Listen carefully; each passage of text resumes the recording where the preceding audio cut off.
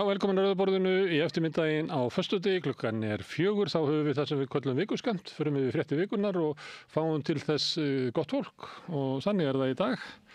Hérna eru hjá mér Ragnheiður Guðmundsdóttir sem er stjórnmálafræðingur.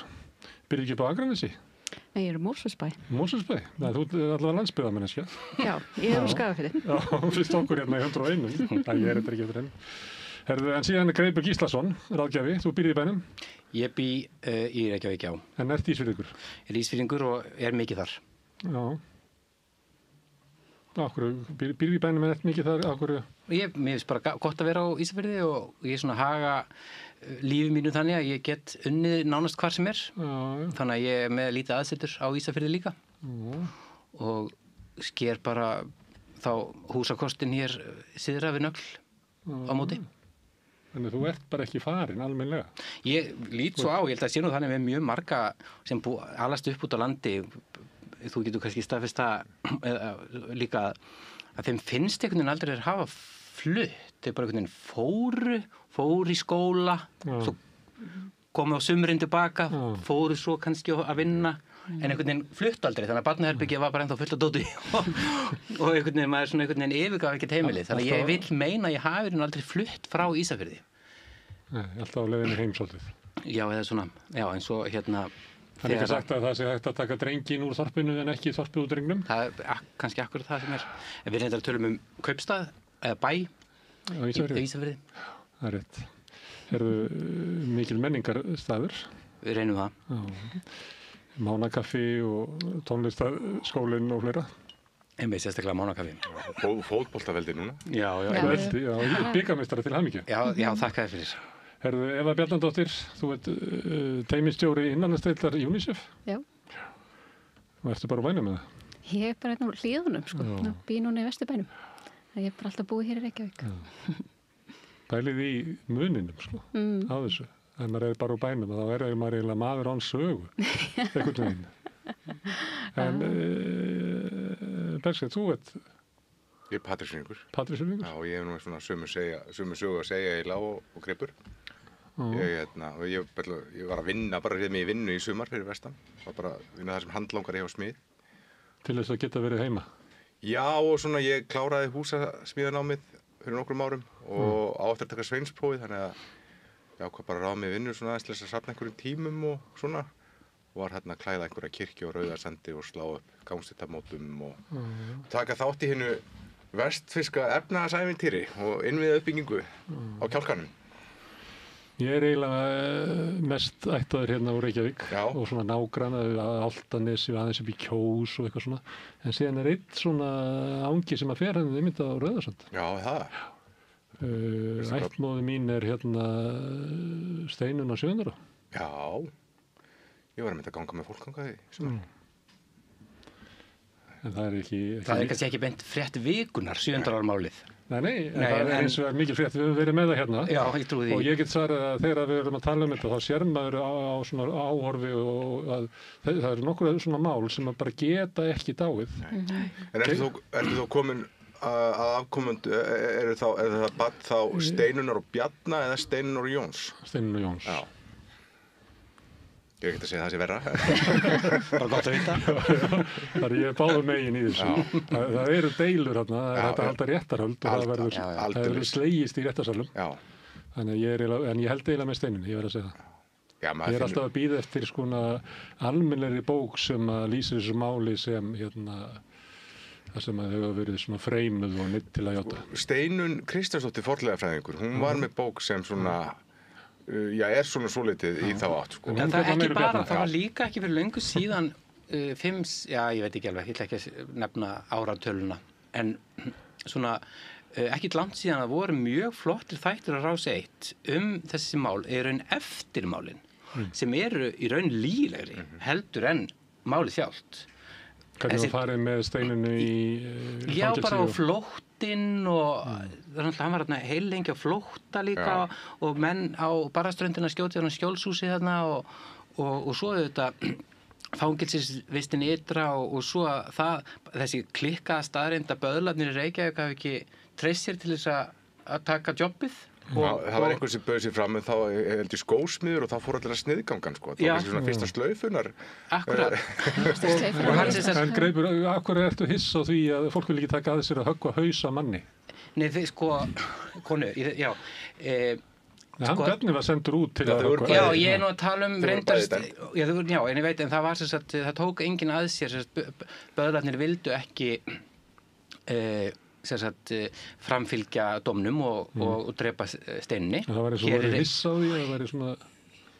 Já, ég auðvitað hiss á því ef þetta var þeirra vinna og þeir voru svona almennt til í það, þá er það auðvitað svona eftirtektarvert að þeir hafi neitað að taka að sér þetta mál. Já, þetta var ekki eitthvað svona, aftökur voru ekki algengar, þannig að það þurfti að ráða einhvern í jobbið. Já, og þeir reyndu sko, og það sem er eiginlega fyndnast sko, eða áhugaverðast, það er sem sagt að þeir sögðu, já, ef við borgar okkur meira og ríkið gat ekki séð það fyrir sér, þannig að þeir neituðu að borga meira og það verður til þess að hún... Sendu Bjarna í staðinn út. Já, og hún... Þannig að þetta er eiginlega svipað á klínikinn og svona aðgerðir út í heimi, dæmi það sem að stjórnvöld var ekki til í að borga þess meira hérna heima en borguður meira til þess að það eru hoggin úti. Já, ég ætla að fyrsta liðaskiptaaðgerðin. Þetta er sögulegt mál greinilega, þetta er sett mörg fordæmi. Það er eitthvað eitt mál sem að ég sendi ykkur svona í svo punkta, en það er eitt mál sem að Geirfinnsmálið kom aðeins inn í fréttir í vikunni. Það er að því að Valtýr sem hafði stýrt löggunni í Keflavík var að bera svo sakir sem að Sofía Sigurðardóttir og fleiri hafði verið með á hann að þeir hafðu eiginlega hafnað vísbendingum það að tengsl mögulegs morðingja við eiginkonu Geirfinns og kenningin hann hafði verið drepinn í bílskúlum, hafi ekki heyrt þetta? Jú, ég hef heyrt þetta, en ég hefur aldrei... Valtýr stíðast fram í vikunni og hafnaði þessu. Já, ég held að ég sé nú dýpri í 7. áheldur Guðmundur og Geirfinnsmálum. Já, ég held að líka. En þetta er svona annað mál sem bara vekur alltaf athygli þegar kemur eitthvað upp. Og það er alltaf að koma ykkur nýja atriði upp. Ég var með svona spjall við Rauðaborðið, við fólk sem hefur verið að fylgjast með þessu. Og það var ótrúlega áhugavert, bæði hvað fólk hefur sett sér mikið inn í þetta. Og að sko þekkingin á málinu hún er utan allra stofnana. Þetta er lagadeild háskólans, það verður engin ritgerð verið skrifuð Geirfinnsmálið. Það verður engin ritgerð verið skrifuð í afbrotafræði Geirfinnsmálið. Það verður engin ritgerð í sagnfræði verið skrifuð Geirfinnsmálið. Þetta er eiginlega stórundarlegt. Þetta er allt í fjölmiðlum þá eða? Nei, þetta er eiginlega svona eins og maður byrja að hitta svona alþýðu spekinga. Þetta var ég held ekki 7-8 vitul. Akkurat, það er margt fólk sem fær mikinn áhuga á þessu og fylgist vel með og hefur svona grúskað í þessu. Mjög áhugavert fyrir fjölmiðlamenn að sjá hvar þekking getur legið í samfélaginu svona utan garðs. Herðu?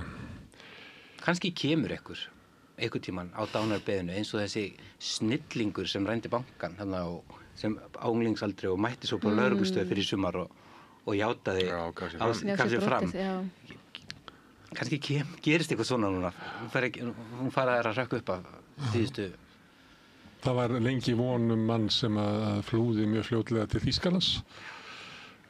Í tengslu við þetta þá fann ég upp á konunans þar, en það hafði slitnað upp á milli þeirra og var að reyna að fá vísbendingar hvað hann væri. Og það voru mjög skemmtileg bréfaskriftir og það er augljóst að þetta mál fylgdi honum til Þýskalands og litaði svolítið líf hans þar. Þetta er raunverulega mjög sérstakt að það hafi ekki verið lögð svona meiri áherslu á að draga fram með svona sanna í máli hvað gerðist. Af því að það er búið að komast að það sem var dæmt, það gerðist ekki. Það er búið að sýkna alla.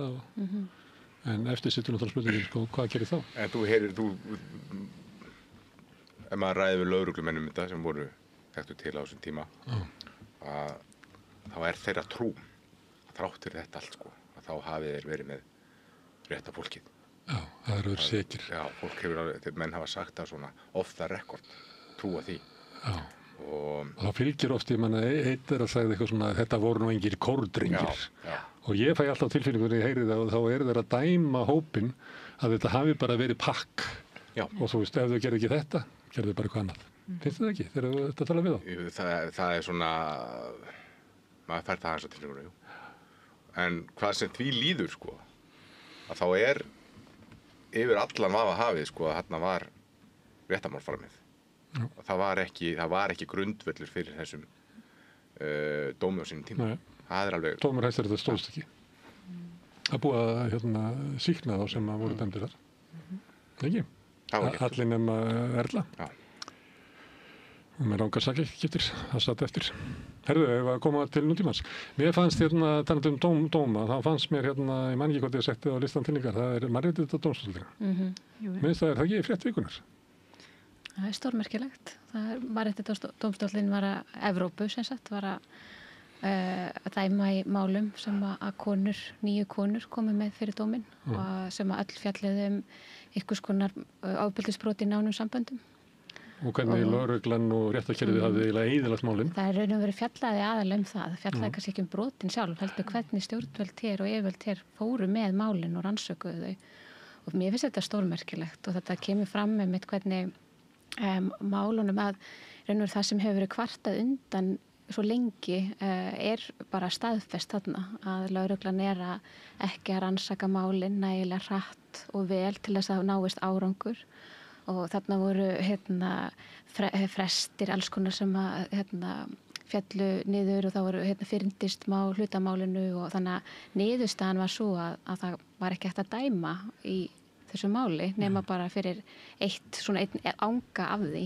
Það fyrndist þessi eftir að kæra lögð fram? Já, af því að lögreglan svo lengi að hluti af málinu fyrndist, annað ekki rannsakað, sakborningur spurður vitlausar spurningar sem að byggja ekki á lögum 8 mánuðum eftir að kæran lögð fram hann spurður út í þannig að þetta alveg svona, þetta mjög alvarlegt og ég vona að það verði fylgt eftir innan kerfisins og en síðan náttúrulega fullt af öðrum málum sem fóru fyrir sem fengu ekki þessa niðurstöðu. En það geta komið þessar 7. Já, það bara búið að dæmi 2 af 9. Já, einmitt. Það hinir eftir að koma. Það kannski líklegast að þau verði svona, ég veit ekki hvað það heitir, það svona úrskurður sem að vísar í fyrir dóm sem að gæti orðið þannig.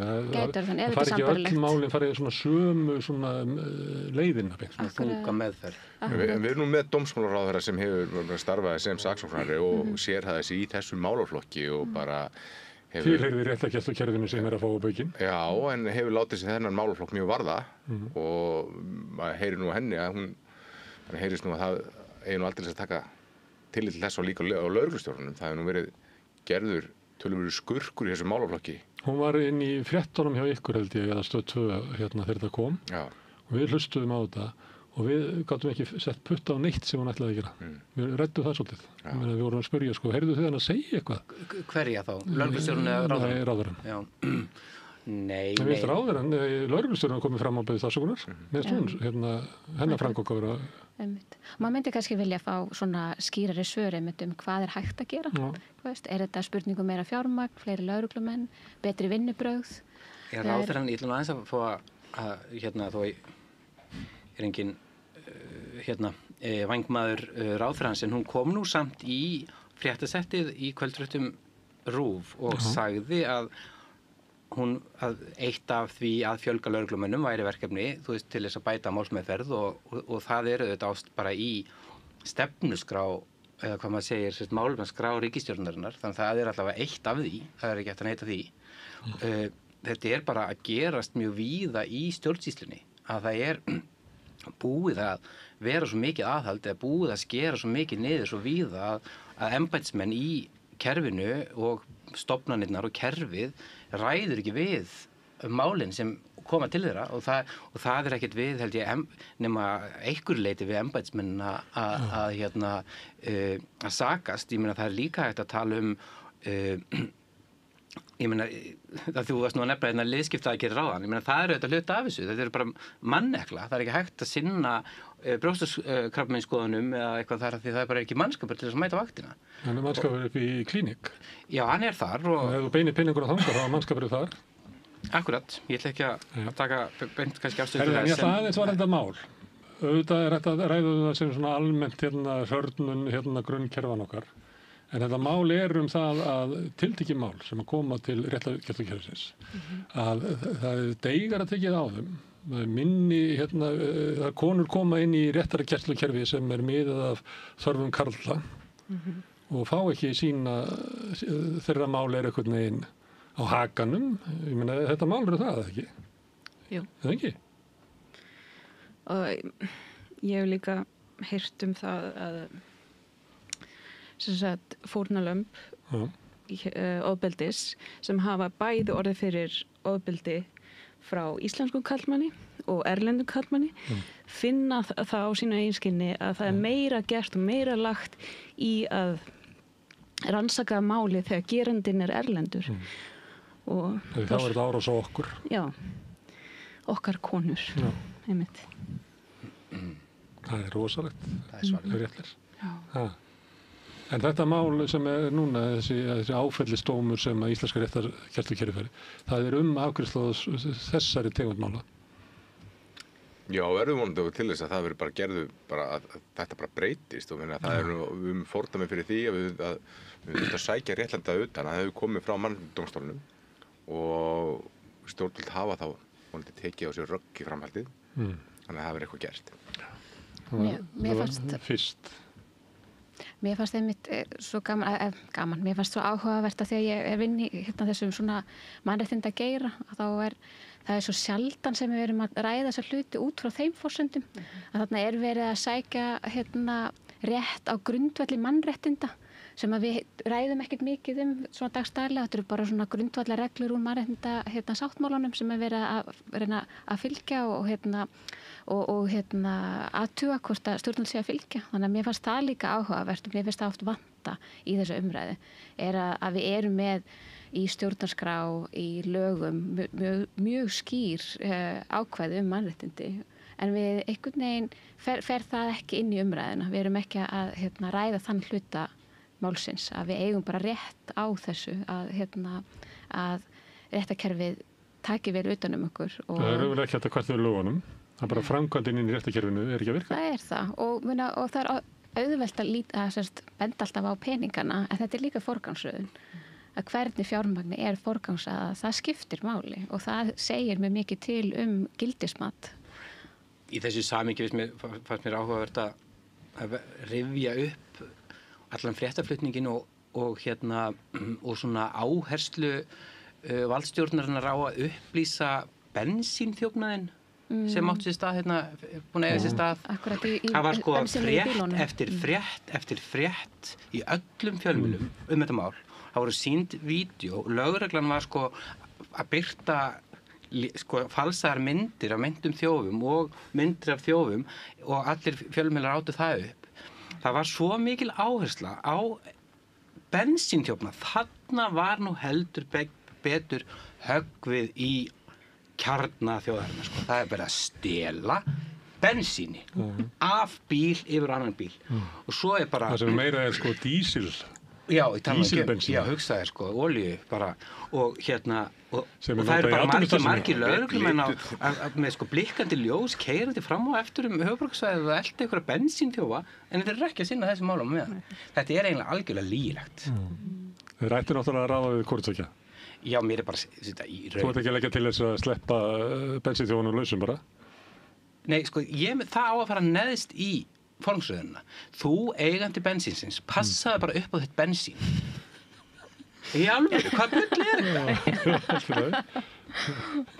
Þú veist, ég get hins vegar við skilið að þolendarskömmun í garð bensínnotenda. Já, ég hugsa ég get hins vegar skilið að það sé ekki gott að það standi bílar á bílastæðum í íbúðahverfum fullir af fullum bensínbrúsum. Það hins vegar eitthvað sem þarf kannski að skoða og eldast við. Hlíðunum og upp í Bakkahverfi. Já, var ekki líka upp við Bakkahverfi, upp á Grenshúsvegi eitthvað við kirkjuna þar á bílastæðinu þar. Það hins vegar þjóðþrifamála fjarlæga þá en að vera með eitthvað hvað heitir það? En hafið þið keypt olíu á svörtu? Nei, aldrei rétt. Ég rafmagnsbíl, ég á ekki bíl. Þetta ekki svona ekki í gangi þar. Heyrðu, en út af þessu máli að þá verð ég með helgispjall á morgun 9:00 í fyrramálið og þá kemur Guðrún Jónsdóttir sem að safnaði saman og auglýsti með hann á Facebook og víðar eftir konum til þess að taka þátt í þessum mann við þetta svona við hæfi að fá hann hingað og fá að fagna svolítið þessum árangri. Þetta löng barátt á bakvið þetta og Það líka eitt sem maður velti fyrir sér að konurnar sem fara í þetta, þær eru búnar að fá endalaus vonbrigði út úr réttarkerfinu og svo fara þær enn eina óvissuleiðina í Evrópu. Ég var svona að veltaði fyrir mér einhvern tímann, eða skoða þessar fréttir, hvort það hefði verið hægt að ná þessum hópi, þetta gerist fyrir 5 árum held ég, eða 6 árum, sem að hópurinn fer ákveður þetta og þennan 9. Að kannski ég hef að segja fyrir 15 árum.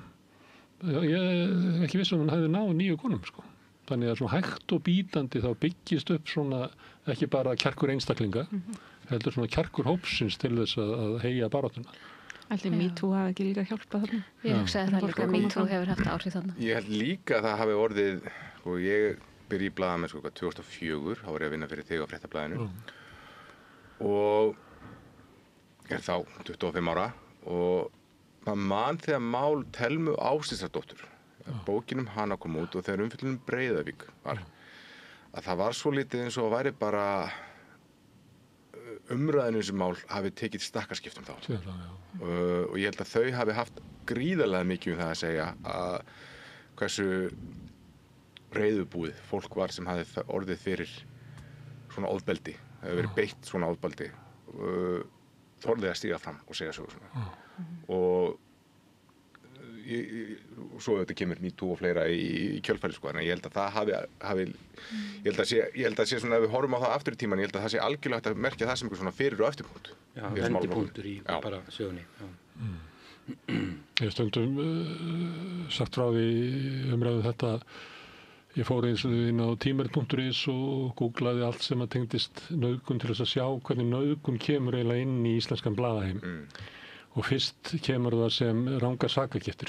Það eru kallar að bera af sér að það hafa verið í Mánudagsblaðinu og svona í aðrinum. Síðan byrjar maður að vera varfið að koma fréttir, erlendar fréttir af nauðgun og þá eftir tengslu við hernað og öðru slíku. Það er ekki fyrir en að það fara að nálgast svona 1980 að við heyrum af erlendum nauðgunarmálum.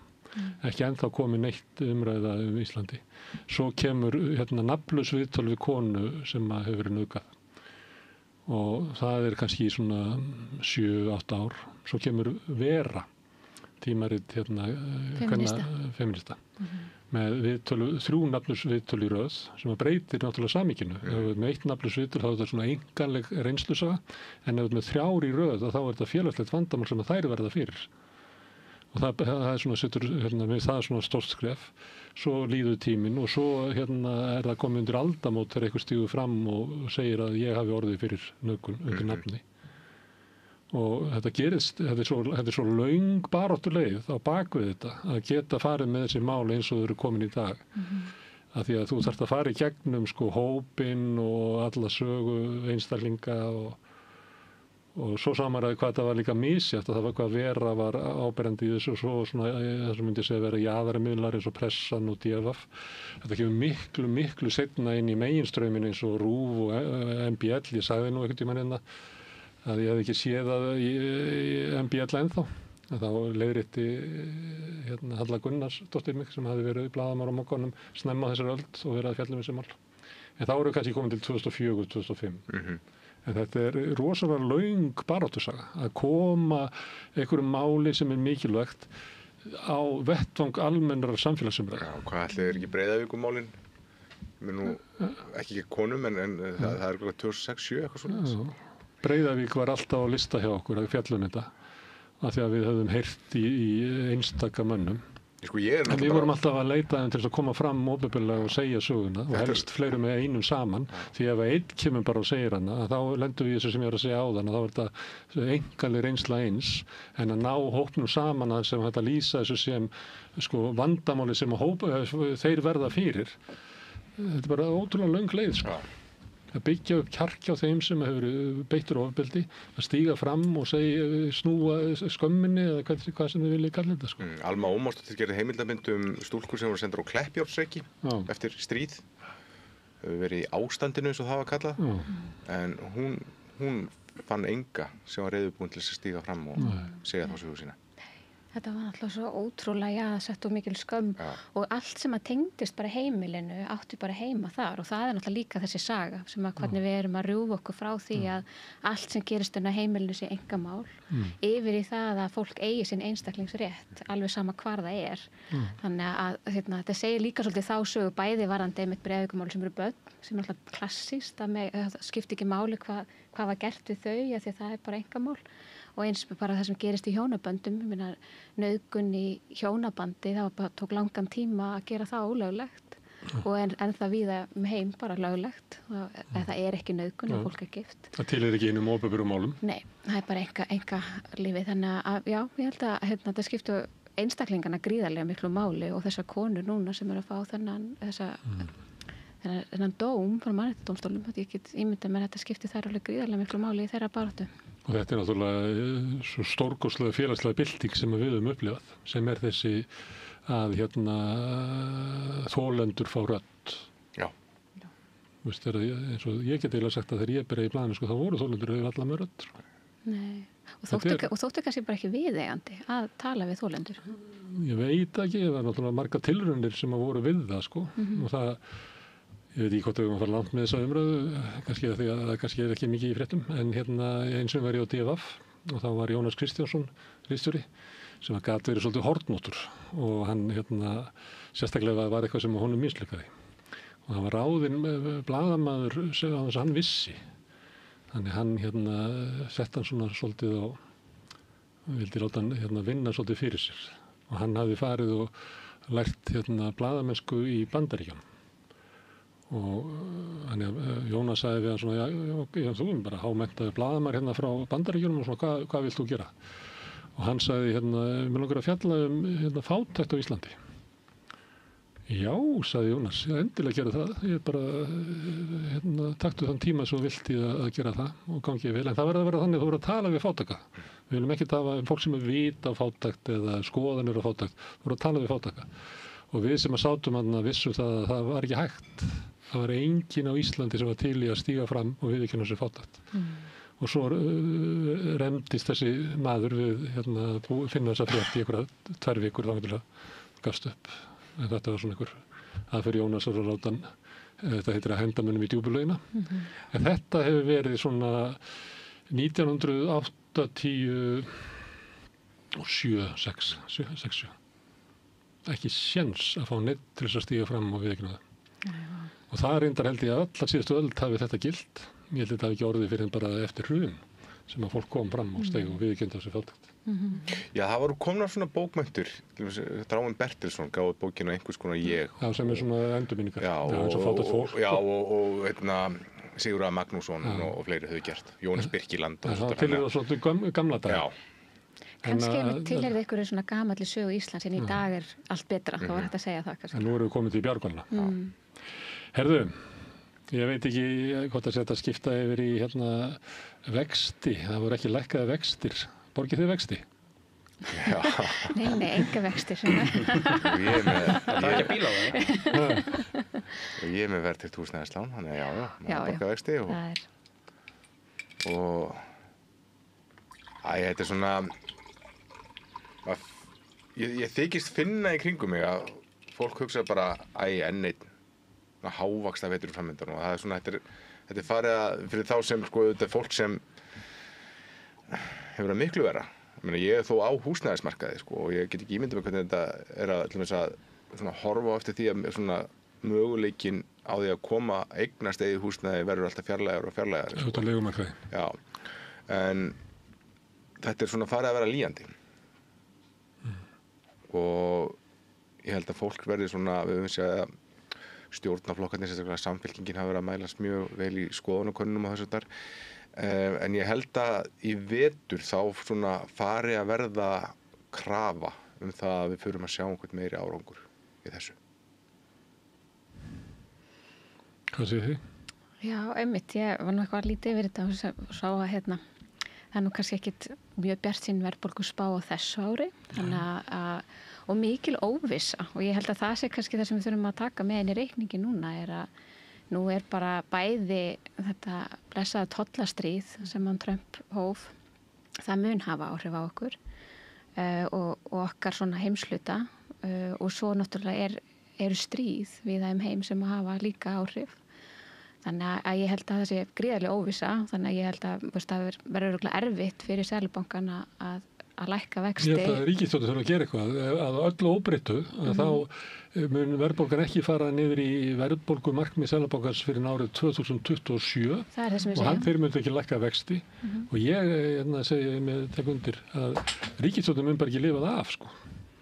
Og ég held að það er náttúrulega líka bara hina áhrifin á okkur sem að það bara allt að hækka svo mikið, þú veist, öllu verð, það eru leiguverð snaðar hækkar og matarkarfan hækkar og við erum öll farin að finna þetta farin að býta í, þannig að já, ég er alveg sammála því. Samt eru rosalega mikil peningar í kerfinu og það er ekki kannski fólk sem að sligast út af vöxtum, sko, sem að kaupa fellihýsi, að setja meti, að kaupa heita potta og ferðir í Alpana yfir vetratíman og þess aftar, sko. Þannig að peningarnir eru til og það er verið að eyða þeim og þá er bara eins og Lilja Alfreðsdóttir, hún var að tala fyrir auðliðaskatti eða hátekjuskatti eða eitthvað þess aftar. Við tókum ekki þátt í því að fella niður, hann var hérna eftir hrun og það var ríkisstjórn Sigmundar 2013-16 sem að felldi hann í burtu. Það má vera, já, en það er hérna... Þegar hann rann sitt skeið. Já, en hún svona tala á þessum nótum að síðasta kjörtímabili, sko, en það var ekki stemning fyrir því í þeirri stjórn. Og ég skal ekki segja hvort að það sé það sem meðalið sé þarf eða hvort að þessi ríkisstjórn sem nú situr sé eitthvað til í það. Stefán Ólafsson með fína grein núna fjármagnstekjuskatt og það var mjög áhugaverð lesning, ég veit ekki hvernig hún líst á mig, minn gamli kennari hefa ég fyrir að reyna að útskýra þetta en það var allavega mjög áhugavert það sem hann var að bera saman hvernig fjármagnstekjuskattur hefur lækkað og fyrir 1997 var hann næstu því jafn tekjuskatti og það var alltaf mjög margt breyst í okkar hagkerfi síðan 1937 en það er allavega áhugavert að það sem hann setur fram og það sem hann er að bera saman annars vegar hversu miklu ríki tapar á því að hafa fjármagnstekjuskatt svona lágan og auðvitað eru ástæður fyrir því að fjármagnstekjuskattur er lágur, þú veist, það á að skapa einhverja hvata og hvað eina. Kenningin á bakvið það, já. Það eru ekki gerst kannski. Einmitt, en það er allavega hann er lágur og hann segir að við séum að tapa tekjum þar og gerir ráð fyrir því. En svo ber hann það sama með stuðning við lágtekjufólk og það tekur hann barnabætur, vaxtabætur og húsnæðislánabætur sem eru sirka 27 milljarðar á ári. En það sem við gætum verið að fá fyrir fjármagnstekjuskatt aukalega ef hann væri jafn millistíunni í tekjuskatti að það væru 52 milljarðar. Þannig að við sjáum þarna að það er að bera sama hvað og sem hann setur fram er að við erum svona hvað við erum tilbúin til þess að gefa eftir varðandi fólk sem er á mikið fjármagn versus það hvað við erum tilbúin til þess að greiða til þess að hjálpa þeim sem að lægsti sem að hafa það verst í samfélaginu. Þannig að ég held að það sé eitthvað sem er algjörlega þess virði að taka fyrir og tala inn í pólitíkin er hvernig við aftur forgangsröðum. Hvað er það sem skiptur okkur máli? Er það ekki að fólk hafi eitthvað grundvöld til að lifa á frekar heldur en að fólk hafi ótakmarkaða möguleika á að auðnast. Þannig að auðvitað þarf að vera jafnvægi á milli, ég er ekki að tala fyrir öðru hvoru heldur að það hlýtur að vera hægt að finna meira jafnvægi og betra jafnvægi þannig.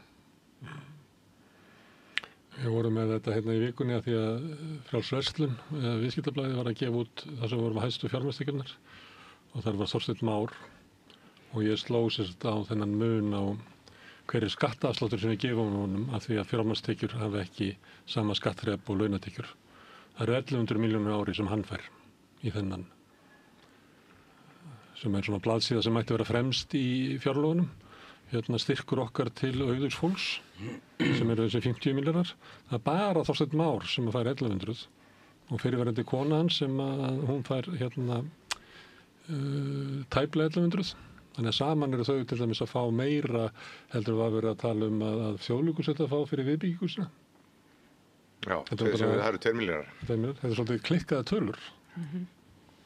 Það er ekki víst ef hann væri herri að það væri nákvæmlega sem talan og svona, en ég meina, það er örugglega hægt að stilla þetta aðeins betur. Það er svigrúm. Það er sannarlega svigrúm hana. Og þetta er lægra hér heldur en alls staðar á Norðurlöndunum. Það sem ég finnst líka ekki fá nægilega mikinn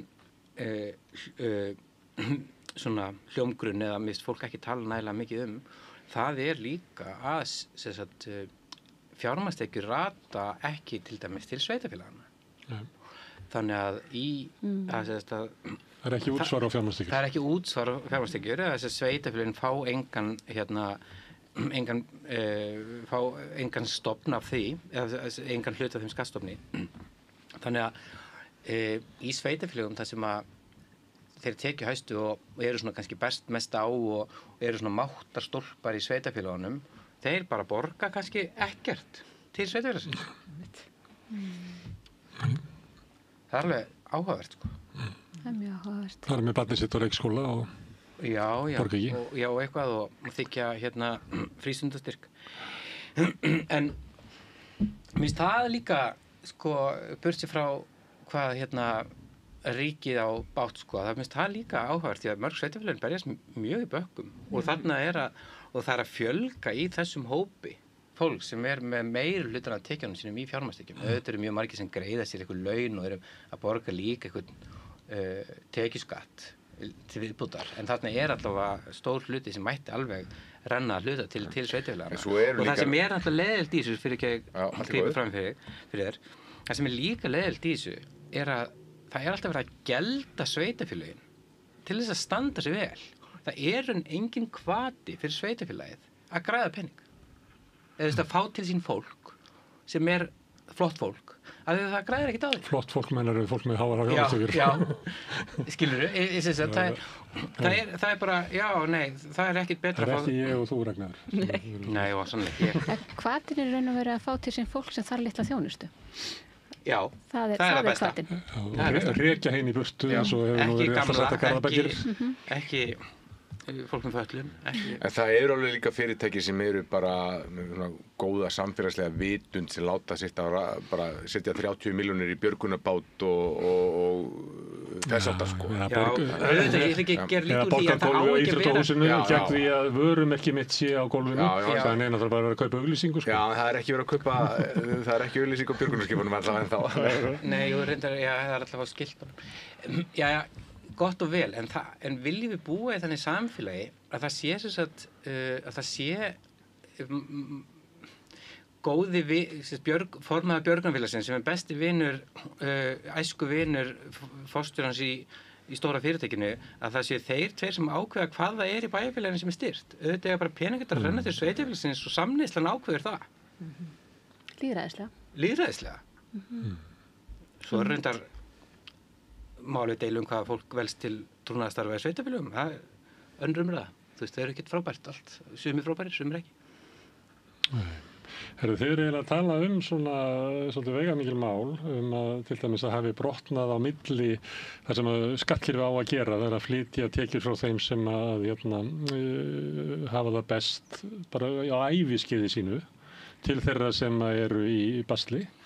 Þetta eru gert með vaxtabótum til að styðja ungt fólk sem er að koma út á húsnæðismarkaðinn, með barnabótum og öðru slíku, að fólki sem var að vera að lýsa hér sem er að gönguferðum yfir Alpana. Þetta er oft fólk að börnir eru farin að heiman, er þetta hápunkti vinnu ferilsins sem hæstu launin, orðið skuldlaust húsnæði og getur leyft sér svona líf, á meðan að kannski foreldrakynslóðin er nýkomundur námi með mikið af námslánum, eru með gríðarlegar vaxtakostnaði í tannveggjöður og leigumarkaði að húsnæðiskostnaði mikinn, eru kannski ekki komin á með hæstu tekjurnar. En þetta kerfi sem þetta kallar velferðarríki, það hefur eiginlega brostið bæði hér og annars staðar, og það sem er að verða, það er svona gliðnun á milli kynslóða. Þannig að yngri kynslóðin hafa núna það efnahagslega verr í samanburði við aðra kynslóðir, heldur við nokkuð tíma verið okkar daga allavega. Þannig að þeir eru eiginlega að lýsa því ástandi annars vegar. Og svo hins vegar að þessi endalausi skattaafsláttur gagnvart hinu ríku. Ég var með unga manni viðtali í Kastljósi á mánudag, Styrmir heitir hann. Og hann var að segja frá því að hann er verslunarstjóri í Bónus upp í Árbæ, 22 ára, og hann keypti sér íbúð á Selfossi þegar hann var 18. Og hafði náð að nurla sig saman fyrir útborgun og var að lýsa hvernig þetta var þá gat hann keypt íbúð með 90% láni og átti fyrir útborgun og svo var hann að selda hana núna húsnæði sem verður náttúrulega að hækka alveg töluvert síðan, hann átti ágæta útborgun fyrir íbúð í Kópavogi fer í bankann og fær lán eða svona stæðinst þessi getur fengið 40 ára verðtryggt lán og bara undir þessu viðmiðum þar sem þú þarft að borga þá afborganir með ekki vera hærri en 35% af ráðstöfunartekjum en reglur Seðlabankans hins vegar gera það að verkum að hann þarf með 25 ár, með ekki verið 40 ár og þá stendst hann ekki, þá var hann komin yfir mörkin þannig að hann gat nú bjarga sér harðduglegur strákur og á góða að þannig að hann bjarga sér, hann í stjórn VR og hann segir þetta, ok, ég gat redda mér en það eru mjög margir sem eru í þeirri stöðu að geta það ekki og ég held að þetta, ég held að lykillinn á húsnæðismarkaðnum hún skrifaði þetta í fréttatímanum á sínum tíma það að komast bara, ég talaði líka við fyrir þetta helsta Rás 1, ég talaði við 2 konur sem fengu íbúð hjá Bjargi fyrir 4 árum það að vera á leigumarkaði 25 til 30 ár. Hversu miklu það breytir í þeirra lífi? Já, og þetta bara, þær hafa sko á öllum þessu tíma, það var aldrei búið jafn lengi á sama stað og þarna. Og það var að tala sko, nú geta þær svona lifa bara frekar ágjörlausu lífi og bara leyft sér alls konar og ég spyrir okkur, hvað getið þið leyft ykkur? Og henni sagði já, ég er í world class og svo fór hún að hlæja og sagði svona, herru, nei, klipptu þetta út, þetta er svo, en það get ekki allir leyft sér að fara í world class sko, eða fara í rektina og þetta var munaðurinn sem hún leiði sér sko. Sem að leigumarkaðurinn sviptir hana. Já, og þarna bara og það náttúrulega agalegt ef við erum að nálgast þann stað sko að Eiríkur Guðmundsson heitir, hann skrifaði grein í Fréttablaði sem við báðum að skrifa við vorum byggðið það bara fólk svona umræðan nýja Ísland og við byggðum greinar frá hinum þessum og Eiríkur skrifaði grein og titillinn var Hinu rotna skal kasta til hliðar og hann var bara að lýsa svona samfélagi sko, hvenær fáum við samfélag þar sem við getum bara komið þaki yfir höfuðið, við getum sett börnin í klippingu eða farið sjálf í klippingu og læra á hljóðfæri og þetta gengur ekki út á 3 utanlandsferðir á ári eða eitthvað þess að heldur bara þetta í jafnvægi og það svolítið óhugnanlegt eins og Styrmi sem sagði bara fólk á mínum aldri, það bara lítur ekki á þetta sem möguleika að byrja að safna sér fyrir einhverju, þetta er bara ekki séns þetta er stóra verkefni, þessu þarf að breyta. Og þetta er ekki svona á Norðurlöndunum, nefnilega. Það er svo áhugavert að við sjáum til dæmis ríki eins og Svíþjóð, þar sem að það er bara miklu meiri stöðuleiki og það rokkar aðeins upp vaxtastig og eitthvað, en það er ekki þannig að maður á 10 ára fresti þurfi algjörlega, eða jafnvel færri ára fresti þurfi algjörlega skuldbreyta öllum sínum lánum og breyta öllu sínu fyrirkomulagi, bara jafnvel þótt maður eigi íbúð og sé bara með eitthvað lán, sko. Þannig hér það einhvern veginn, það er einhvern veginn ekki nóg einu sinni að skilja hvernig markaðurinn virkar, maður þarf að vera svona pínu svona street smart til þess að vera á fasteignamarkaði á Íslandi. Maður þarf að hafa einmitt þetta eins og þessi drengur sem þú veist að tala við. Maður þarf að hafa svona tengsl og maður þarf að hafa þekkingu og maður þarf að vita hvernig maður á að gera hlutina. Þetta er ekki bara þannig að maður fari bara einhvern veginn að kaupa sér fasteign og borga á lánum sínum. Nei, ég var að fara einhvern veginn hvað þetta eru margir lánakostir sko þegar þú ert að sækja lán. Alltaf taka verðtryggt eða óverðtryggt. Það var jafnarafborganir eða jafngreiðslur eða fastir eða eru fastir eða breytilegir vextir. Og svo þetta hvað þetta eru til margra ára. Og þetta eru, ef þú myndir taka jöfnuna, sko, hvað þetta eru margir valkostir sem þú þarft að og það getur enginn síðan sko ef þú myndir spyrja til bankanum, hvað væri besta lánið? Þá myndir við segja, já, þetta er svona, því fylgja þessir kostir en það eru þessir ókostir. Og gríðalegt veðmál. Já, og svo bara, svo getur þetta verið bara svona pick your poison, eins og sagt er. Já. Maður er svona meira svona verðbréfamiðlari. Maður er bara með fasteignar sín einhvern veginn bara eins og eitthvað. Og svo erum við líka í kerfið það sem sko þetta hefur verið sparið fyrir fólks, það hefur verið fasteignar þeirra. Að kaupa fasteign, það verður þá eigin féð myndast þar sérstaklega þegar verða verðhækkanir og þessu þar. Þú komst inn á fasteignamarkaðin 95, þá ertu í rosalega góðum málum núna sko. Þú komst inn 2015, kannski ekki alveg af góðum en getur verið fínum. Bara fyrir eftir hversu skuldsettur þú ert og svo framvegis. Það gerir það líka að verkum ef svona draumurinn það að við ná í jafnvægi og þess þar, þá hlýtur það að þýða að þeir sem keyptu kannski á einhverju spennu Ég keypti íbúð í fyrra. Því það þarf að horfa á það að íbúðin þeirra lækki að raunvirði. Hversu mikið þá? Fer það niður fyrir bara það sem lánið þitt er, eins og gerist eftir hrun. Af því að það komin þá stór hluti fólks á Íslandi sem hefur ekki hagað því að fasteignaverð lækki, en það stór hluti fólks sem hefur hagað því að lækki til þess að komast inn. Þetta jafnvægi sem við þurfum að finna.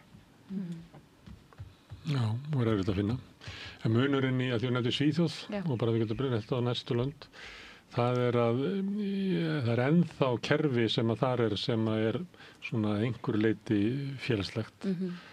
Hér gert ráð fyrir því að allt fólk eigi að vera bara út á markaðsstrifnum húsnæðismarkaði, þar sem að húsnæðisverði sveiflast svona og vextinni sveiflast svona.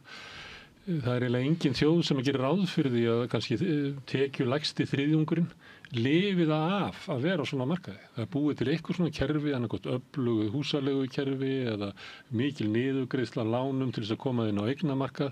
En hérna svona eiginlega hugmynd, ég veit ekki hvað við fengum þessa hugmynd, að markaðurinn myndi bara redda öllu. Markaðurinn hefur aldrei hvergi í heiminum útvegað húsnæðisöryggi fyrir tekjulægsta þriðjunginn. Það hefur aldrei gerst og mun aldrei gerast. En Íslendingar að taka þátt í einhverju stórkostlegri tilraunum það hvort að markaðurinn mun ekki bara samt redda þessu. Þetta ekki svona húsnæðisskortur, hann ekki reyndinn í flestum svona stærri borgum í Evrópu? Skortur? Já. Jú, en það er líka verið að brjóta niður gömlu kerfin eins og í Bretlandi og meiri segja í Noregi, þar orðið mikil húsnæðiskreppa inn í Oslo og víða, af því að það að brotna svona gömlu stuðningskerfin. Þeir voru leggja svo mikla áherslu á eins og við gerðum kannski, það var svona eignamyndun eða þú veist að fólk eigi húsnæði sitt. Þannig þeir voru með ótrúlega öflugt eiginlega niðurgreiðslu á lánum og vaxtabætur til þess að þessi lægri þriðjungur myndi lifa það af á markaðnum. Sko. En einhver leiti þá þetta að grotna niður eins og það var margt í velferðaríkjum Norðurlandana sem grotnað niður þessi áratugina, sko. Ekki bara hér. Hei, ég var að tala um eitthvað annað. Já, ég ætla að reynda að segja eitt að þú ætla að segja svona áherslu á að fólk ætti efni á að lifa. Gott að vekja athygli á þessu, þetta er alveg rosalega langt. Já, að því að vera að fólk þyrfti að geta að lifa af.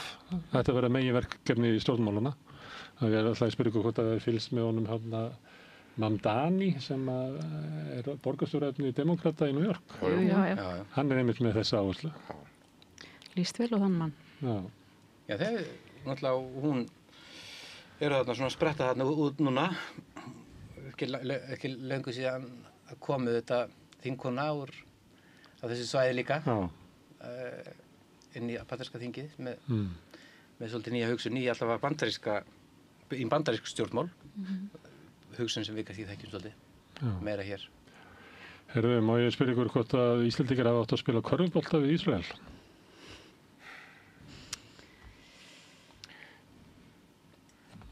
Þeir eru bara að greiða allir setja hjá þetta.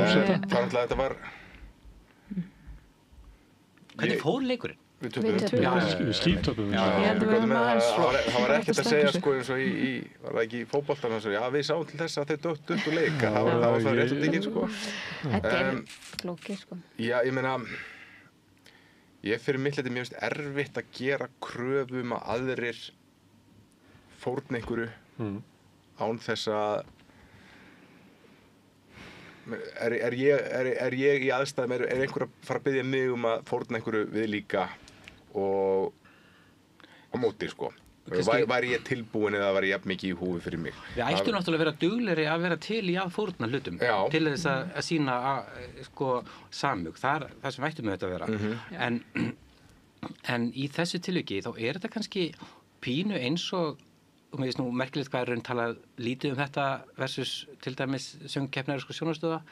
Þar hvað RÚV fær mikið á baukinn þar fyrir að miklu líka og þá ég ekki að velta fyrir mér umræðinni sko hvort að Ísrael eigi erindi í þá keppni almennt landfræðilega en það eins og Þetta var Evrópukeppnin þannig að það sama við þessa keppni. Sama við þessa keppni en sagfræðilega það kannski eðlilegra þarna hjá með ísraelska ríkissjónvarpið og útvarpið en sko verðum við ekki bara að gera kröfu að það sé bara einhver aðrir sem ákveða þetta. Þú veist, ég fyrirgefi bara mjög mikla virðingu, eða ég veit ekki hvað ég gerir það, en ég ímynda mér að fullt af fólki beri virðingu fyrir stjórn körfuknattleiks Sambands Íslands. En það fólkið sem á að taka þessa ákvörðun? Hver á að gera? Ríkisstjórnin. Já. Ég meina ef að, sko, og ég ekki að segja að það að taka hana, en ef það einhver, þá hljóta það bara að vera stjórnvöld sem ákveða. Við ætlum ekki að vera í sambandi við þetta. Sko, hérna þegar Rússlandi, þá held ég að það bara verið alþjóðasambundum, sko. Það var bara FIBA það voru stjórnvöld, sko. En það byrjar í stjórnvöld. Það grípa stjórnvöld inn. En ég held að KKÍ sagði frá því að þau hefðu kallað eftir því, og hversu ákaflega þau gerðu það, veit ég ekki, en þau hefðu sagt að við teljum að þetta vísa Ísrael úr keppni og það sjónarmið hafi orðið undir og það segja ok, þá keppum við samt, en við viljum þetta. Ég skal ekki segja. Það sem gerist bara það ekki í þessu hræðilega máli núna fyrir Botni Miðjarðarhafs og stöðunni þar bara á allra síðustu vikum verða einhver skipti þarna. Það bara allt í einu bara kanslari Þýskalands komin á vagninu á móti Netanyahu og þetta bara ný skeð.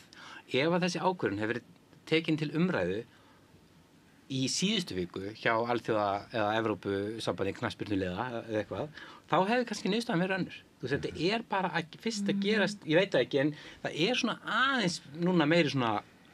Ég held einmitt, ég svo sammála því að það svo erfitt að segja, þú veist, hvað fólk á að gera. Ég hefði ekki viljað taka þátt í þessum leik, persónulega, en það erfitt að segja hvað þau hefði átt að gera sem tóku þátt. En ég held að þetta skiptir svo miklu máli, fyrst mér siðferðilega þessi munur sem verið að gera til dæmis á milli Rússlands og Ísrael, að við erum, Rússar fengu ekki að taka þátt í Ólympíuleikunum, hafa ekki fengið að taka þátt í Eurovision. Það bara búið að taka afstöðu þar og þá þarf fólk ekki að taka þessi afstöðu. Og það búið að taka svolítið af fólki þetta hlutverk að þurfa einhvern veginn að vera að berskjalda sig svona með því og einmitt kannski fórna einhverju mjög mikilvægu. En með Ísrael þá bara ennþá svo mikil samstaða og þessi sambönd, þessi alþjóðasambönd og þessi ríki. Hvað samstaða? Stjórnvaldi okkar heimslutum með Ísrael mjög sterk. Mér finnst vera mikil samstæða. Ekki meðal almenning, verður það mikil stuðning við Ísrael meðal almenning? Nei, ég átti ekki við það. Ég átti við bara svona í alþjóðastjórnmálunum og í þessum alþjóðasamböndum, þá hefur þessi ákvörðun ekki verið tekin að vísa... Fólk þorir ekki að taka ákvörðun að þau eru hrædd við viðbrögð Bandaríkjanna líklega? Og bara almennt, það náttúrulega líka verið mjög viðkvæm umræði í Evrópu. Það má ekki horfa fram hjá því. Og umræðan í Evrópu líka bara var framan af mjög ólík því sem hún var hér, sko, til dæmis. Við erum allt öðrum stað. Ég held að hafa verið á bókamessunni í Frankfurt skömmu eftir árásina í október, þegar þessi lota fer af stað, að það átti að verðlauna palestínska rithöfund þar.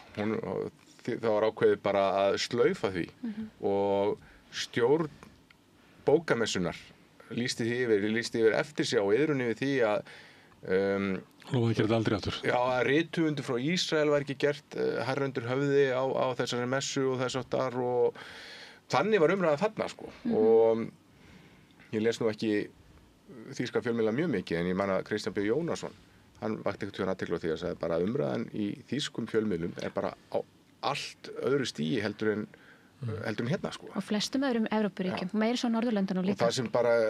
Það að breytast. Það að breytast. Það var það sem ég átti við á það, sko. Ég hef bara að meina, ef þessar ákvarðanir, ef við værum núna að taka ákvarðanir Eurovision til dæmis, og EBU væri núna á fundi, stjórn EBU, eða eitthvað að diskutera Eurovision-keppnina, þá ímynda ég mér að væri komið aðeins annar hljóð í strokkinn, sko. Ég held það. Ég var að lesa fréttir í gær þetta ástand sem maður einhvern veginn heldur að geti ekki orðið verra og þá einhvern veginn verður að verra. Nú taugaveiki farin að berast þarna út og þá var gert hlé á aðgerðum til þess að koma heilbrigðisstarfsfólki á svæðið til þess að gefa bólusetningar við taugaveiki í staðinn fyrir að stöðva þetta okkur. Stöðvunarfylling. Og ég ætla ekki að gera lítið úr fólki sem bara hefur bara brennur fyrir þetta og bara að mótmæla og reyna að gera sitt bara því að það vill gera eitthvað.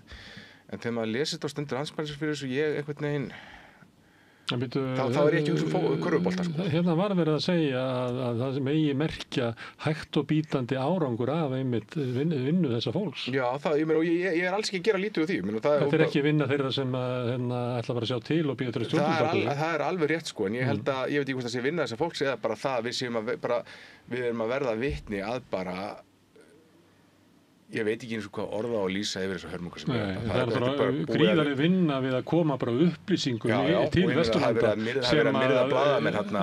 sem að fjölmiðlar hafa verið svona á sveif með stjórnvöldum, þannig það er gríðarleg grasrót að vinna að bara koma réttri mynd fram. Já, og myndin versnar bara versnar.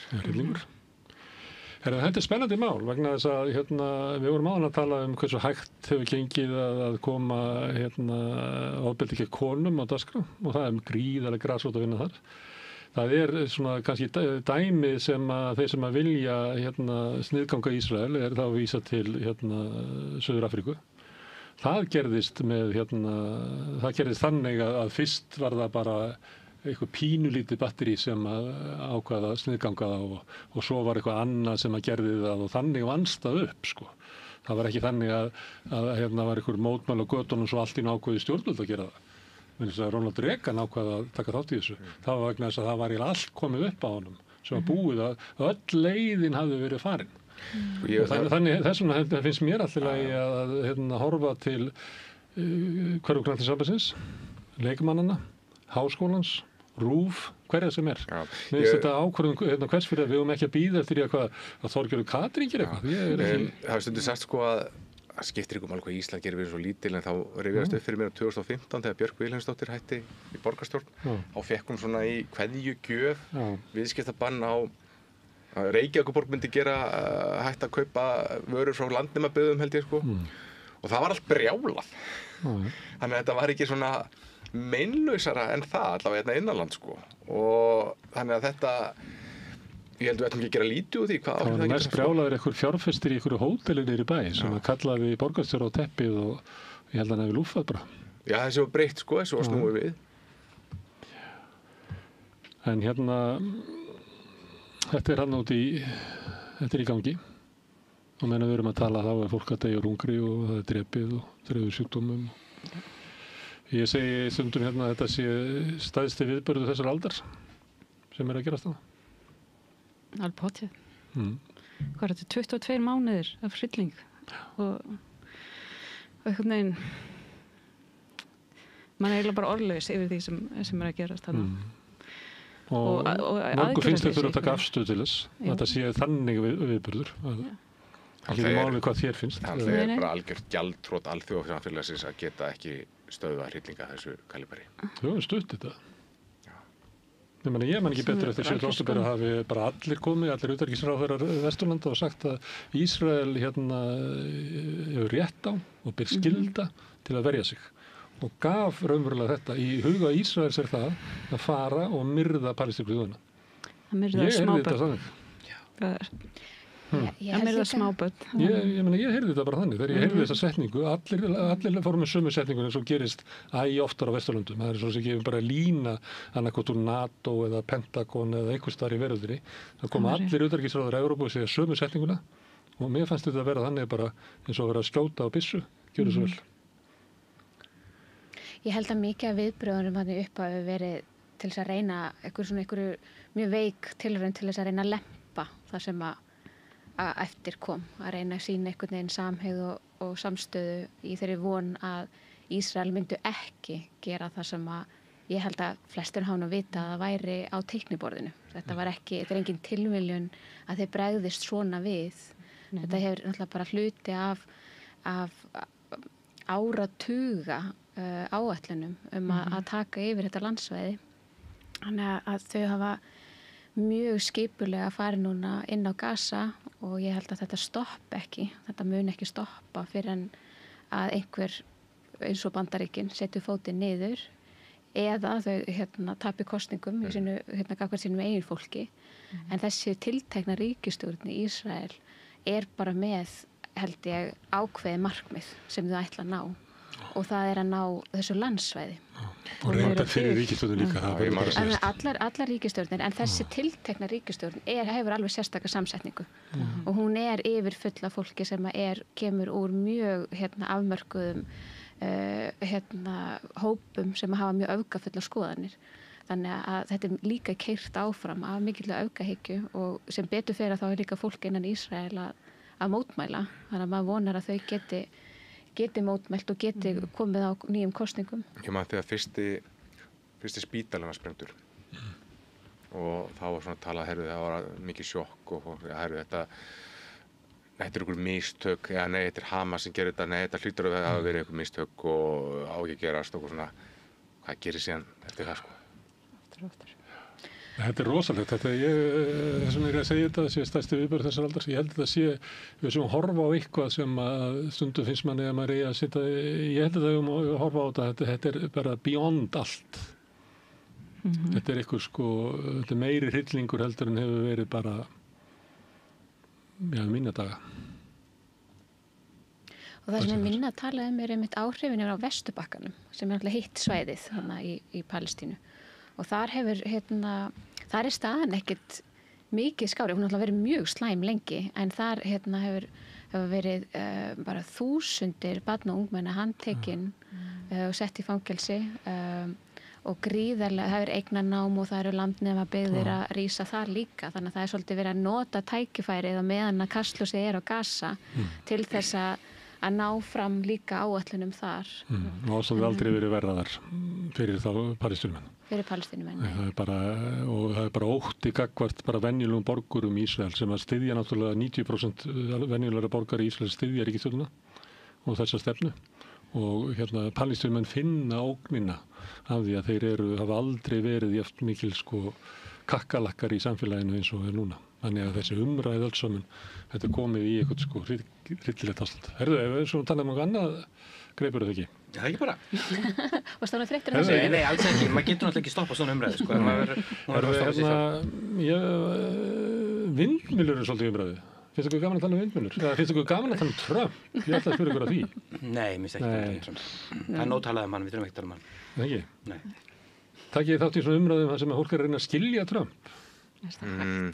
Ég hef það alveg búið, það var svona fyrra kjörtímabil. Er ekki konsensusir það að við erum í raunveruleika þætti, hann er stjarnan, það þarf alltaf að gera eitthvað nýtt, það þarf alltaf að fá einhver athygli og það þýðir að allt er mjög óútreiknanlegt og við vitum ekki hvað kostur eru raunveruleika þætti, en maður getur bara skipt stöð. Já, reyndar. En hann er á öllum stöðum. Já. Ég tekt svolítið fréttir saman að því við erum að leika okkur á fréttatíma en á samstöðinni. Og það er alveg ótrúlegt hvað hann er mikið í fréttum sem Hvað hann gerir þessari viku? Það er Grænland auðvitað, hann er kannski ekki svona, er svona hans persóna? Hann er að hóta að senda þjóðvarleiðið til Chicago. Hann var með yfirlýsingu Smithsonian safninu að það var alltaf neikvæð sýn sem að vera á þrælahaldið þar. Svo var það þarna ráðherrann sem sér leyniþjónustumálin, hún alltaf birti að hans beiðni fólk sem hann alltaf vildi segja upp og þá var einhverjir CIA agentar og... Já, hann er í hefndarleiðangri, rekur alla sem voru á móti mér. Já, heimitt. Hann setti leyniþjónusta fór og hreinsaði skjöl heima hjá honum John Bolton sem er fyrirverandi öryggisfulltrúi frá fyrra kjörtímabili sem að tala nú svolítið ekki fallega um Trump, það er ekki hægt að segja það. Hann segir að Trump sé algjör fáiði. Hann get ekki lesið. Það sem verra er, hann getur ekki hlustað heldur. Þannig að það er engin leið að koma neinum upplýsingum inn í þetta appelsínugular skrimsli. Ég sá, það var blaðaljósmyndir að segja að hann hefur ótrúlegt auga fyrir smáatriðum og hann var í myndatöku og svona sýnt og hann er bara sest í sal og hann er með borð við hliðina á sér og það er vaskglas og hann er bara, það er eitthvað loka vaskglasinu, tökum það dúkur undir, færum þetta aðeins út, nei og svona færum þetta hlið, ok, nú er ramminn góður og þeir segja það ljósmyndar að þetta sem svona sjómenn að hann hefði mjög næmt auga fyrir þessu og Anthony Scaramucci sem var vann hjá hann í 11 daga held ég og er með Rest is Politics podcastið hann segir að hann geti verið fyndinn, að hann geti sko í viðkynningu, hann geti, en hún finnst engin annar fyndinn, hann hlær aldrei að bröndum mannar. Þetta svona klassísku narsisisti. En hann, Scaramucci, lýsir reyndar sko Oval Office. Það aldrei minna en svona 20-25 manns þarna inni og þetta bara algjör kaos, þannig að þetta ekki sko... Það mjög vond hljóðvist þarna.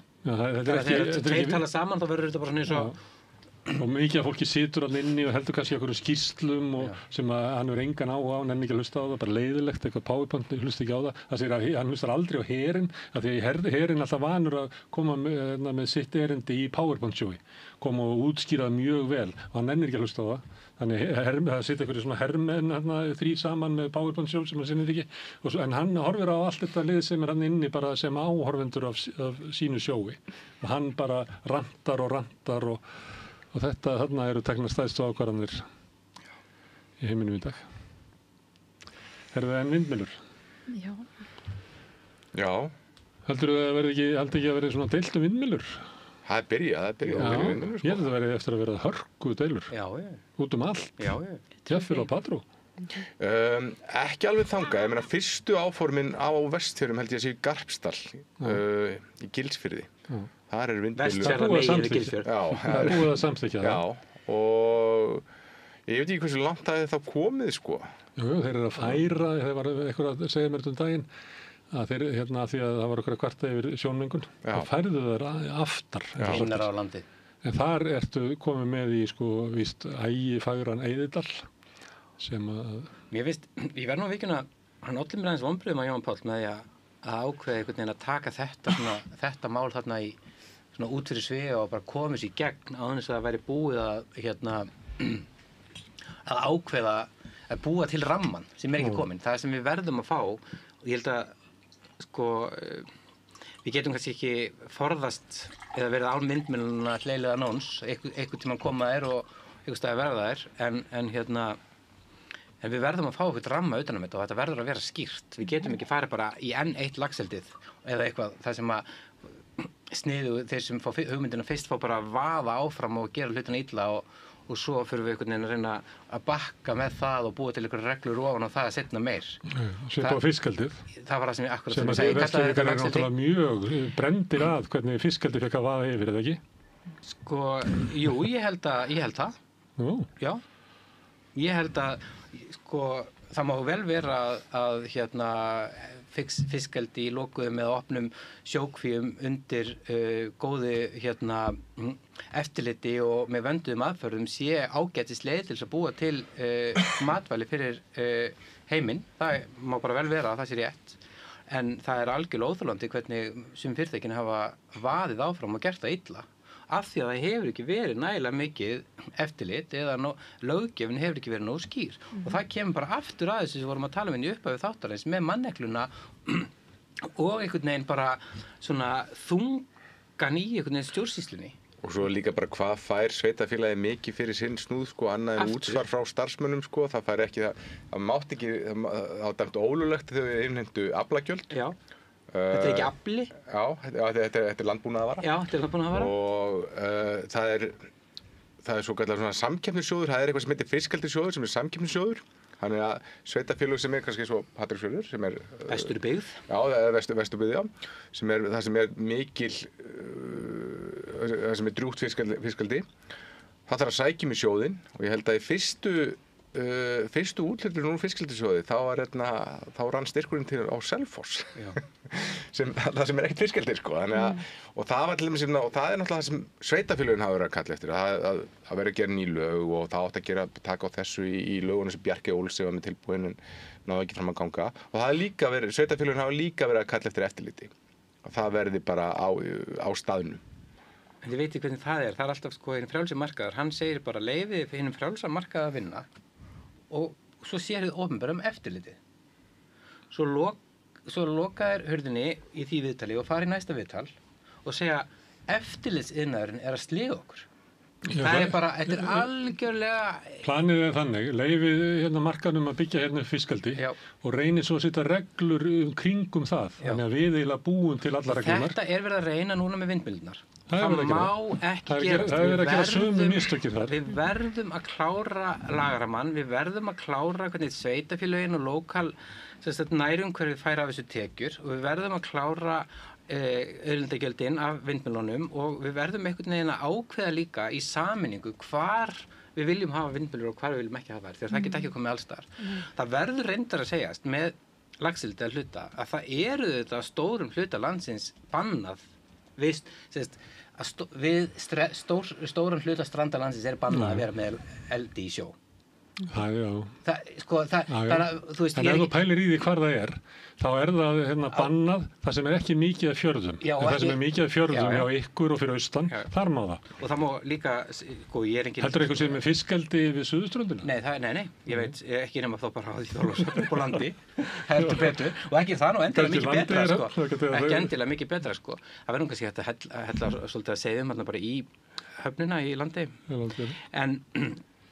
en hérna, þannig að varandi vindmyllunar hef ég bara þetta að segja að við verðum að hafa ramman betri og svo er staðreyndin sú að það eru af þessu náttúruspjöll, það eru af þessu neikvæð áhrif á náttúruna og það eru ekki til nægilega mikla rannsóknir áhrif á íslenskt lífríki. Það eru til einhverjum rannsóknir frá útlöndum, það eru ekki til nægilega rannsóknir áhrifin á Íslandi og við getum talað fuglalíf meðal annars og við getum talað Ísland er mikilvægur staður fyrir fjölmargar tegundir fugla. Þetta er eins og sagt viðkomustaður fugla sem eru á leiðinni hérna eða stór búsvæði eða mikilvæg á heimsvísu búsvæði fuglategunda og þetta verðum við bara að vita betur áður en það fara af stað. Samanlega því. Það er líka eitt í þessu að það er vindmyllan er bara í gangi og framleiðir rafmagn 40% af tímanum. Stundum er of mikið lítill vindur, stundum er of mikið vindur. Og til þess að þetta make good sense að vera með, ég held að séu 40 svona verkefni út um allt land, ef við myndum setja það allt í gang, að þá eiginlega væri öll orkan sem að Landsvirkjun framleiðir ætti bara að vera vara orka fyrir vindmylluna. Því að hvað ætlar að gera hina 40 dagana? Ekki er bara slökkt heima yfir. Þannig að, og þess vegna hafa sumir bent á það að það ætti eiginlega enginn að fá að reisa vindmyllunni sem ætti ekki vara rafmagnið, þú veist, á Spáni eða eitthvað svona, það var bara keyrt kol eða dísel eða einhver anskotin á móti þessu og það náttúrulega hrundi kerfið þar, þið munið eftir því í vetur, það var út af vindmyllunum, af því að dreifikerfin er ekki byggð fyrir svona mikla sveiflu í orkinu. Ég var svo glaður að það var að finnast heitt vatn á Patreksfirði, þannig að það hefur hægt að Patróður og köldu svæði eins og Ísafjörður fannst heitt vatn þar í fyrra og það þýðir að það er hægt að hætta að kynda húsin þar á rafmagni, þá losnar þá orku og það er að nota hana í aðra, í annað og ég held að við tökum öll heimili sem eru á köldum svæðum, ég held að þetta séu 9%, ég held að 33% eða meira af heildarorkunotkun allra heimila á Íslandi fari að kynda húsin á köldusvæðunum. Þannig að það er allavega til einhvers að vinna, það er hvað er það, 10% af orkunni á Íslandi? Já, síðan ef þú myndir nota minna, 5%. Já, það er 5%, ef þú myndir nota orku allra heimila til þess að knýja álveri og Grundartanga, þá held ég að myndir duga í 2 mánuði eitthvað svoleiðis. Hvernig væri þetta að fara kannski í það að bæta dreifikerfið á orku á Íslandi? Kannski byrja þar áður en að fara í ykkur ár? Ég man ekki hvað það metið, það sé að í gildi eitthvað 20% betri nýtingar sem er. Það skiptir líka mjög miklu máli, en það eru líka umhverfisspjöll, það er líka flókið mál. Það er náttúrulega, Landsnet hefur náttúrulega verið að reyna á sumum stöðum og það er bara deilur og vesen og komast ekki í gegnum neitt. Já, það náttúrulega kaldhæðislegt þegar fyrirtæki sem eru bara við hliðin og Kárahnjúkavirkjun er að kvarta við því að þau þurfa að brenna olíu þegar lítið í lónum og þessu af því að dreifikerfið er ekki, tengingin er betri. En það er vantarlega líka því að þau eru ekki á forgangsorku og þessu þar. Já, ég var með mann í viðtali í vikunni. Það eru hitaveituverkefni eins og verða á Ísafirði og í Patreksfirði í Kína sem er tengd íslensku fyrirtæki. Er það Rey? Nei, hvað heitir það? Nei, ég man ekki alveg hvað það heitir. Geysir Green, var það ekki í Kína? Það 2013 eitthvað sem þau byrjuðu. Nú búið að reisa virkjanir sem að eru hitaveita í hús þar sem að íbúafjöldin álíka og íbúafjöldi Svíþjóðar. Þannig að það langstæðsta loftslagsverkefni sem Íslendingar eru að taka þátt í líka þetta. Þetta náttúrulega á áratug að hitaveitu væða Svíþjóð náttúrulega eitthvað, það er allt svo skrítið í Kína, það gerist það svo ótrúlegum hraða. Já, ein nýjung getur gert alveg ótrúlega mikið sem verður að fara lögandi á miklum hraða, auðvitað. En það eru margir fletir á þessu. Við búum til dæmis við það nálægt þessari heitavatnsæð sem fannst þarna á Ísafirði að það var búið að leggja hitaveitu í hverfin sem þar eru næst vegna þess að á 10. áratug síðustu aldar var reist með fullkomin sorpbrennslustöð á Ísafirði sem brendi sorp og hitaði vatn, þannig að það var gerður fjarvarmi. Þegar ég alast upp á Ísafirði, fram að seint á, nánast fram aldamótum eða það bil, þá sem sagt var bara kynntu við fyrst með olíu. Það kom olíubílinn, kom niður götuna nokkur sinnum á ári, einu sinni mánuði eitthvað og fyllti tankinn í garðinum og við kynntum húsið okkar með olíu. Þetta bara þegar ég að alast upp og svo þessu skipt útrendar fyrir rafmagnskyndingu. Það var ómögulegt til dæmis á vetrunum þegar það var mikið rafmagnsleysi. Þá var bara kalt í húsunum alveg leið og rafmagnin fór. Til dæmis á hörmunga veturna frá 1990-95 þá var bara mjög oft mjög kalt í húsunum hjá okkur. Svo kemur þessi bylting og það lögð hitaveita í til dæmis hverfi mitt og það kynnt með sorpinu á mjög hreinan og góðan hátt. Það sem að sveitarfélaginu hins vegar láðist að gera var að sinna þessu hreinlæti nægilega vel og það var ekki skipt einhverjar síur og það var verið að brenna hratt og sorpið var ekki flokkað alveg nógu vel. Ég alast upp á Ísafirði þá 1994 þá sorp flokkað. Það sem var raun hvergi annars staðar gert á landinu út af þessu. Mér minnir ég að skrifa okkur fréttir díoxínmengun frá þessu. Já, takk fyrir það. Það var allt hér að kenna. Núna þetta allt komið sérst í skrúfuna. Vegna þess að út af þessum fréttaflutningi og væli í einhverjum háværum manneskjum já og ekki bara sunnan að þá sem sagt fannst sannarlega nálægt þorpsbústöðinni mengun í grassi sem kýr voru að bíta og þar með var allt ómögulegt og það fer einhvern veginn hystería í gang og að lokum þessari sorpbrennslustöð bara lokað og þessu hætt og við erum byrjuð að flokka ruslið okkar fyrir vestan ótrúlega vel bara samkvæmt reglunum, Evrópureglunum og plast og hitt og þetta og við kynntum bara allt með rafmagni sem þá framleitt stundum með olíu af því að það ekki til rafmagn olíu í Bolungarvík og ég skemmti sorpbrennslustöð og svo hvað gerist þá í staðinn?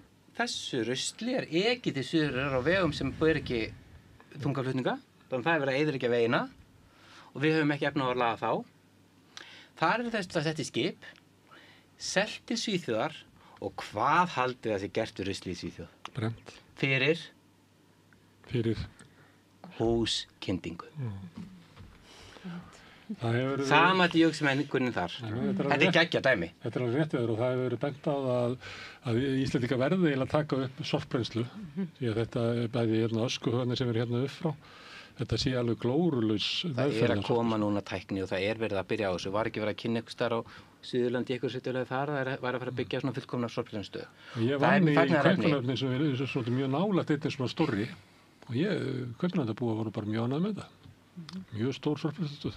Ég get alltaf auðvitað var þetta leiðilt fyrir bóndan og hann þurfti að skera sína hjörð og allt þetta og þetta var auðvitað leiðinda mál en skammsýnin loka en í staðan fyrir að fá bara hjálp frá ríkinu til dæmis sveitarfélagið hafði ekki efni á því að fara í að laga þetta og þetta endar svona þannig að ég nú einfalda þessa frásögn það eru einhverjir rýsýringar sem eru ósamlega mér að segja ég sé að fara með rangt mál en svona stóra myndin svona að það sem sagt ruslinu sem var brennt á Ísafirði til þess að kynda húsin núna ekki til Svíþjóðar til þess að kynda húsin þar og meðan brennum við olíu á Ísafirði til þess að kynda húsin. Heyrðu, það samrætt próf hafa verið í fréttum. Fyrir þið svona tím samrættuprófin eða Skiljið þessu umræðu alltaf? Ég átti fyrst alltaf erfitt með það. Fyrst kom svona steg bæjarstjórinn í Kópavogi fram og sagði við ætlum að prófa. Við ætlum að gera, já, við erum fullt að prófa með það og þá var það eitthvað fjarafók og þá steg einhver annar fram og sagði að þetta reyndar eitthvað sem allir að fara að prófa og allir að fara að gera þetta og þá kom eitthvað, já við þurfum ekki að gera svona mikið en við ætlum að gera eins mikið og við megum og ég veist að ég átta mikið alveg á þessu. Þetta stundur svona eins og það sem kallað svona proxy war, það sem verið að deila samræmdu próf, en raunverulega þetta stríð eitthvað allt annað, sem bara valda bara á það hver eigi að stýra menntakerfinu, þetta séu kennararnir og fagstéttirnar eða líklega viðskiptaráð. Ég veit ekki alveg hvað þetta þessi deilastund. Nei, mér fannst það vera ágætis innlegg í umræðunni á Atla Harðarsinni heimspekingi og prófessor við menntavísindasvið sem var að ræða í vikunni meðal annars í Kastljósi bara að skrifa grein á Vísi líka. Það áður hérna hjá okkur. Já, ok, það hérna já, þess að bara að hvað eru að mæla? Hvað viljum við fá út úr skólakerfinu? Hvað getum við gert? Hvað raunhæft?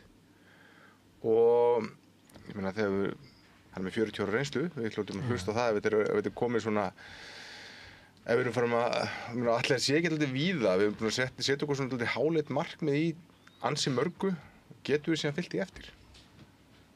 Og það náttúrulega komin þessi hæfni rammi og sem að þessi prófi að byggja á, sem að búa að taka svolítið langan tíma, vissulega, að búa til. En ég held að það hafi allir verið sammála að gömlu samræmdu prófin sem við tókum hérna í gamla daga hafi nú ekki verið kannski besta mæltækið og ekki mjög sanngjarnt að einhvern veginn allt að svo sett aðgengi ungs fólks að framhaldsskóla hafi bara algjörlega verið tengt því hvernig þú stóðst í þennan eina dag í stærðfræðiprófinu, samræmda prófinu, þannig að ég held að en þetta náttúrulega ansi langt síðan að þau voru lögð af og við höfum ekki haft neitt í millitíðinni, þannig ég les þetta svolítið sem bara gagnrýni og svona frústrasjón með það og það hefur líka blandast inn í þetta svona óánægja margar foreldra með hvernig einkunnagjöfin í dag í grunnskólum. Skilji ekki alveg kerfið. Finnst erfitt að skilja einkunnagjöfina og finnst erfitt að vita hvort að barnið sé að sýna eitthvað tiltekin árangur og við erum alltaf líka kannski alin upp bara sem foreldrar í dag vorum alltaf alin upp í öðru kerfi. Fyrir okkur var þetta mjög skýrt hvernig við vorum að standa okkur og þannig að við höfum bara sömu væntingar til skólakerfisins núna, við vitum, en það hefur bara svo margt breyst á þessum tíma. Við horfum aðeins öðruvísi á menntun í dag heldur en við gerðum þá og við erum að horfa miklu fleiri. Ég fæ núna fyrir börnin mín þegar þau klára veturinn, þá fæ ég svona hæfnikort. Ég veit ekkert hvað einhvern þau eru með í íslensku, en ég fæ að vita hvernig þau eru að standa sig í samskiptum við aðra nemendur. Og hvernig, og bara hvernig þau eru að hegða sér og hvernig þeim líður og mér finnst þetta ágætt. Mér finnst þetta bara mjög fínt að ég fái þessa niðurstöðu. En allir var að segja að þarna væru kennararnir að fylla eitthvað út sem hefður enga möguleika á að geta svarað, sko. Ég ekki sammála því. Þetta barn hefur það undirbúið með góðan undirbúningi því að lifa í lýðræðislegu samfélagi. Hvernig get ég svarað þessu? Þetta var hans gagnrýni. Já, einmitt, og pottet má gagnrýna þetta. En ég held að þetta sé líka bara hluti af stærri breytingu sem við erum að sjá, en ég held að þarna sé verið að reyna að mæta. Ég held að MMS sé að reyna að mæta þessum gagnrýnisröddum með því að setja þessi próf núna sem verða þá í 4., 7. og 9.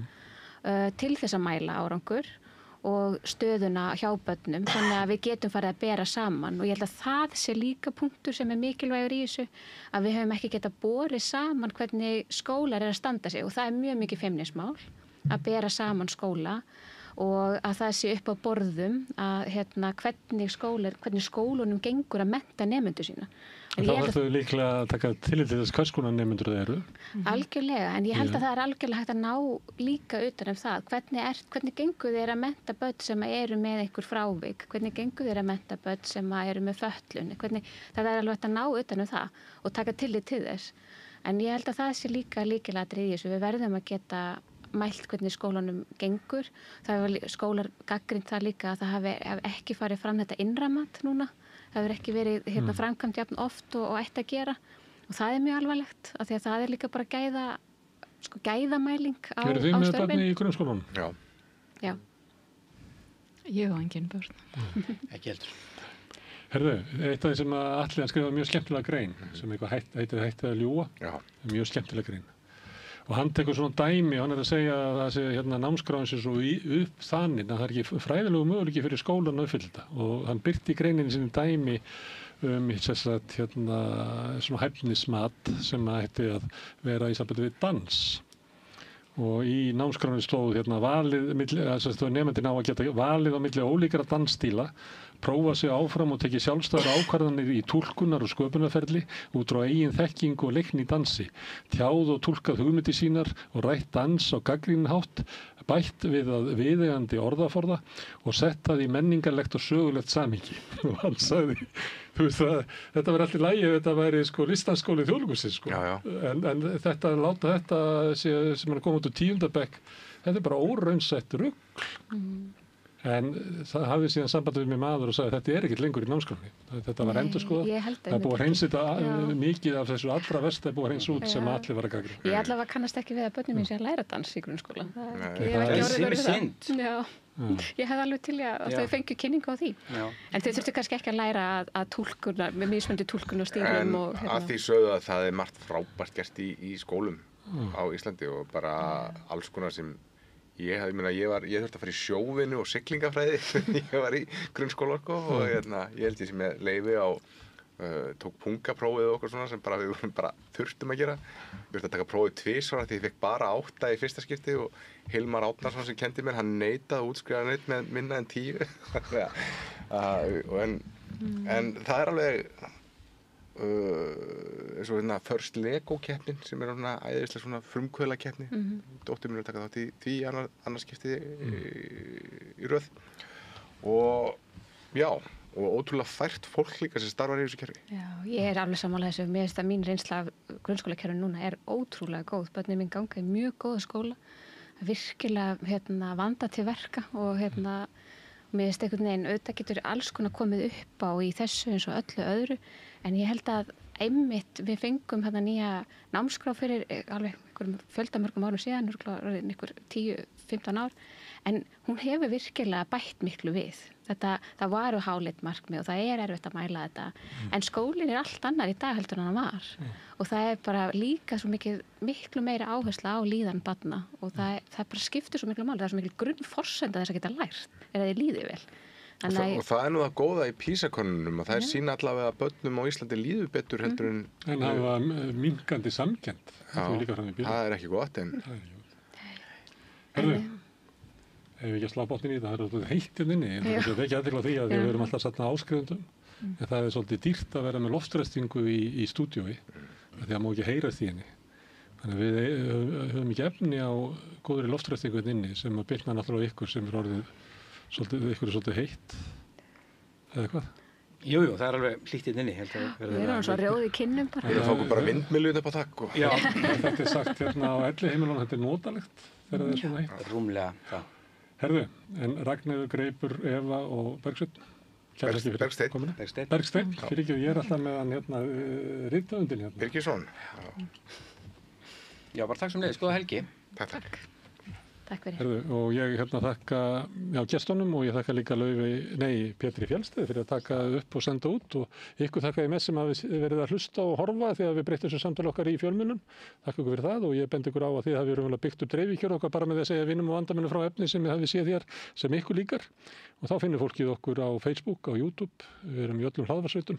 Bæði undir nafni Samstöðurinnar og einstaka þátta. Við erum í útvarpinu 89,1 á FM á stóru höfuðborgarsvæðinu, alveg að sunnanvert Snæfellsnes upp í Borgarfjörðu litlu kaffistofu út á Reykjanestá.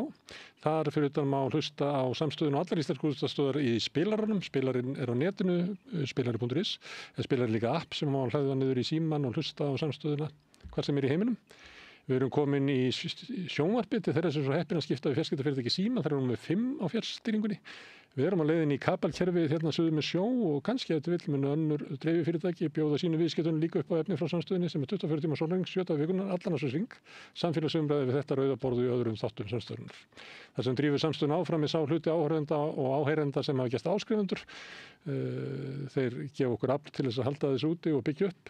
Ef þú vilt slást í þann hóp bakhjarla Samstöðunnar þá getur þú farið inn á samstöðu.is, þar er hnappur smástættur áskrift, það getur skráð fyrir 2750 krónur sem mér er sagt að sé mjög lágt verð með það efni sem við búum hérna til. Þið megi borga meira þið viljið og þið sem kjósi getur átt áskriftin að renna sér félagsgjöldin í alþýðufélagið og það er alþýðufélagið sem á og rekur samstöðun. Allt sem ég sjáu hér og heyrið í boði áskrifenda og þökkum þið kærlega fyrir. Framundan dagskrá hérna í kvöld en svo í fyrramálið þá kemur Guðrún Jónsdóttir fyrir talskona Stígamóta og ég ætla að eiga við hana Helgi Spjall. En takk fyrir í bili. Sjáum síðar.